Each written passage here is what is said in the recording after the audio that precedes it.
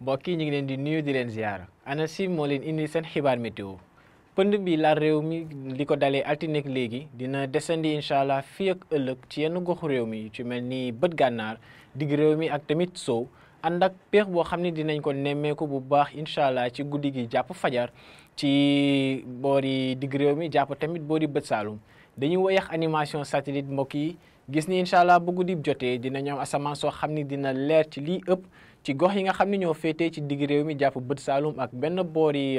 penk réew mi waaye ca bët gànnaar dinañu gis ni ay niir dinañ fa doxantu si incha allah bu guddi jotee jàpp fajar tamit ëllëg incha allah ay niir yoo xam ne mën nañ ko faa nemmeeku rawatin bon dinañ wax sax ci réew mi yëpp carrément ànd ak ngelaw goo xam ni dina jugee penk nara laal daanaka réew mi yëpp. bu ñu xoolee prévision guddi tey ji incha allah dinañu gis ni température yi nga xam ni ñooy gën a néew dinañ ko nemmeeku ci boori bët saalum réew mi comme ni ngeen koy gisee ca naatal gi ak ay température yu nar a tolloog fukki degré ak juróom-ñaar moom la ñuy xaarandi incha allah ca Ziguinchor ca Sédhiou ak sax ba ci boori Kolda. Kédougou moom dina yokk ñaari degré ci fukk ak juróom-ñaar yooyu ngir am fukk ak juróom-ñeent mu nar ko tolloog lekk Fatick ak Diourbel dinañu gis ni nag li des ci digg réew mi ay température yu xaw a jege ñaari fukki degré la ñuy am bàyyi ko weesu sax nag comme ni ngeen koy gisee ca Thiès mi nar a am ñaari fukki degré ak benn ñu nar a am incha allah ca Ndakaaru température bi gën a kawe mu nar a tolloog ñaari fukki degré ak ñeent ak asamaan soo xam ne dina ami niir léeg-léeg ci soowu réew mi ci digg réew mi ak boori bët saalum waaye li des ci réew mi moom asamaan soo xam ne dina leer bu baax lañ nar a nemmeeku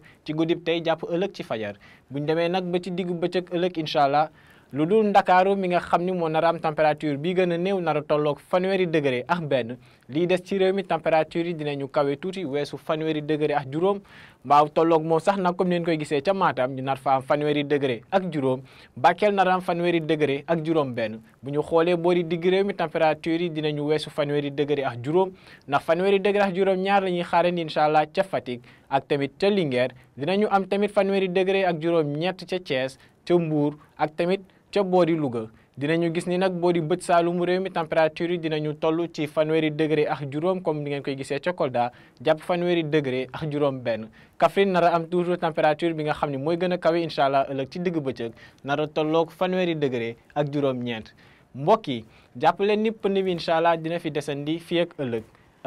rawatina nag ci boori bët gànnaar ak sow waaye tamit ci yenn goxu digg réew mi ak peex boo xam ne dinañ ko nemmeeku bu baax incha allah ci guddib tey ji jàpp ëllëg ci fajar ci boori bët saalumu réew mi xaw a laalaale tuuti boori digg réew mi boori digg réew mi boobee nag incha allah ëllëg ci digg bëccëg lañ fa nar a nemmeeku tamit ab tàngoor ndax température yi gën a kawe foofee lañ ko yaakaar incha allah ëllëg ànd ak tamit asamaan soo xam ni léeg-léeg dina amee niir léeg-léeg mu leer